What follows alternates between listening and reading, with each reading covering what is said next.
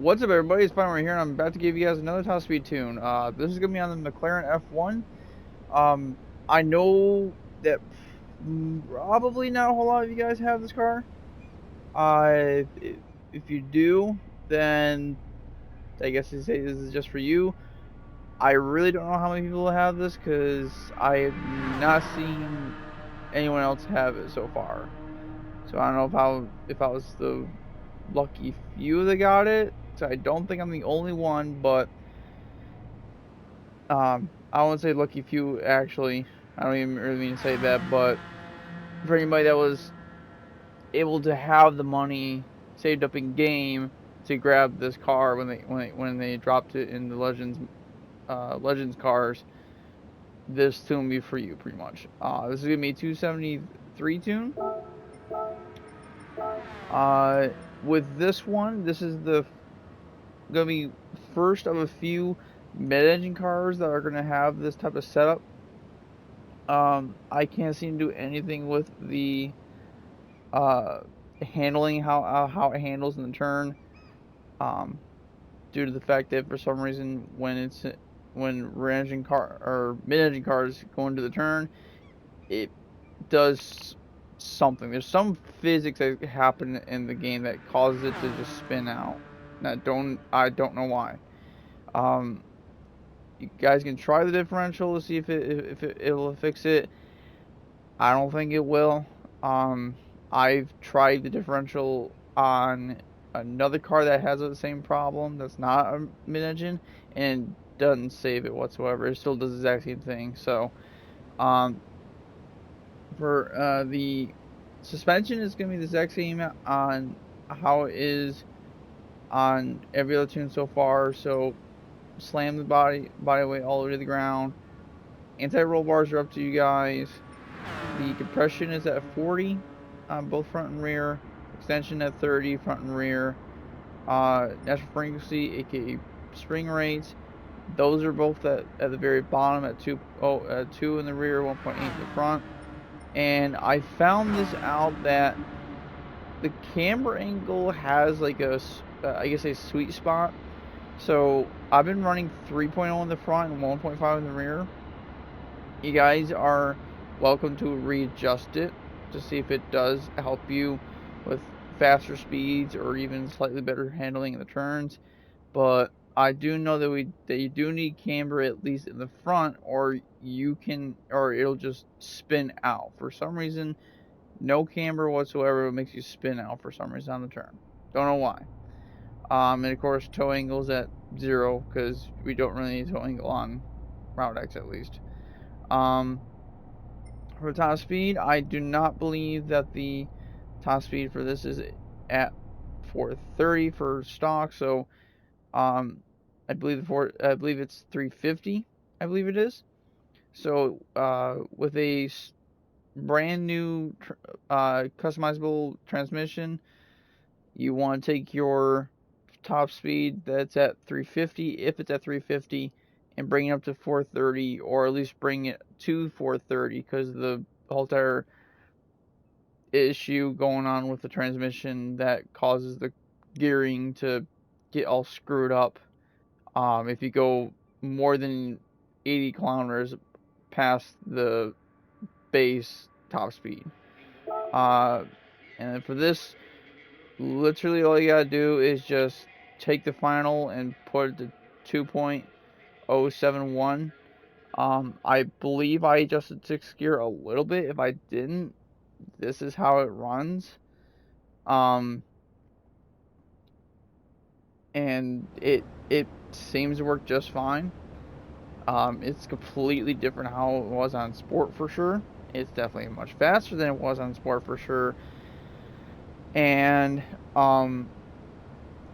eventually I will be posting a top speed tune with NOS on this one also. I'll probably be doing like probably the top 10 cars that have or the top 10 fastest cars with NOS for their tunes. I'm hoping here's another look at this just in case if you guys didn't get the chance to write it down or do whatever you guys usually do for tunes. But yeah, normally if there's any problems with matching the numbers, all you have to do is just readjust the gearing a little bit. If you are guys having an issue, just readjust the gearing, because I've done 2 or actually 3 separate types of transmission setups, and the car will still go the exact same speed as long as you put the specific gear you want to be in to the exact same speed all the time. It doesn't matter if it's shorter or longer, as long as it's getting that speed that the quote unquote max speed for the gear. But yeah, after that I'm gonna go out to the track and show you guys where it hits it, if it'll hit it. With wind being, or the direction of the wind being a factor in this, it may not have 273. I don't know, it does hit 3. This will be one of the few last cars that I will be posting that's going to be in the 270s, until I get the Veyron or the Enzo. I don't know if the other Ferraris that are invitation only can go 270 plus or even 250. I really don't know. I would assume that they actually made the Loft Ferrari better than it was before, and I'm pretty confident that the FXXK could hit 260, but I don't think it can hit 270 because of the way that the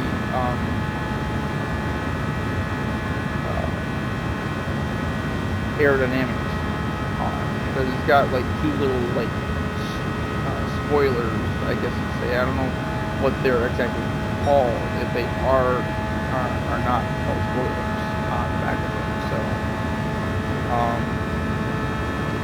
on some of the tunes, I will be notifying you guys if it does have a diffuser on the back or not, because the diffuser does kick the car in the gear and makes it go not really much faster like the C7 or the C601, but it's still pretty darn fast. Like it's ridiculous how much more speed you get for adding diffusers.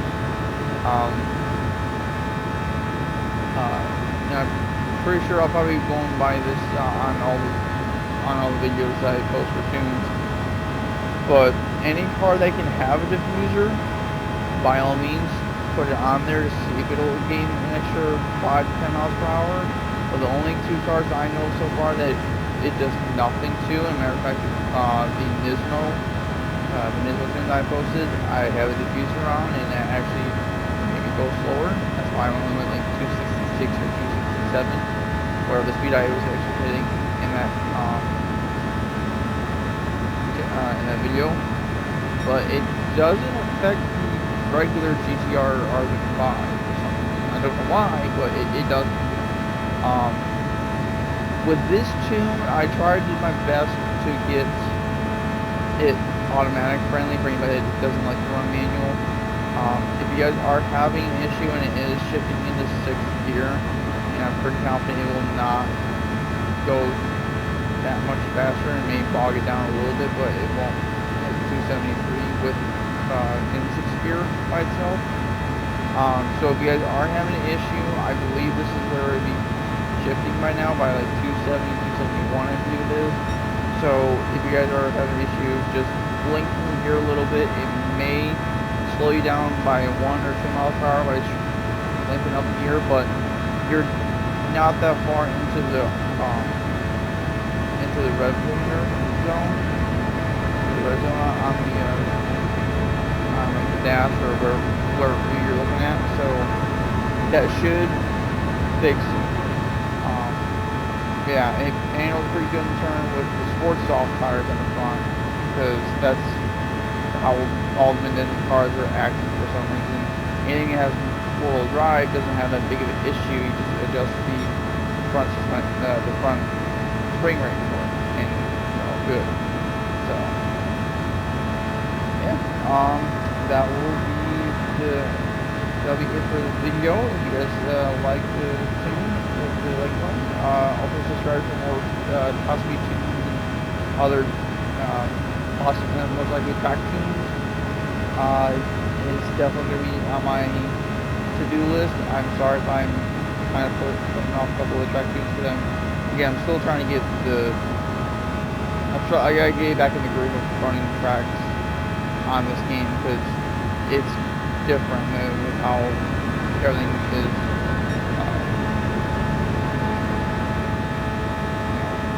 realistic. So I'll be posting them down the line eventually, but just not right now. I should be able to post track tunes for this on relatively shortly. And also, if you guys could share, it'd be great. If not, it's fine. Try to spread out the word for any awesome tunes for anybody that is struggling on tuning. Because I know that this is a pretty different kind of setup that we know that I'm pretty sure a lot of people are not used to from previous Gran Turismo games. So everyone that's from previous Gran Turismo games, I'm pretty confident that this is a new thing. It's just kind of shocker on that we can't run what we normally run tuning wise, but we still hit the pretty good speeds. So on that, I will see you guys in the next video.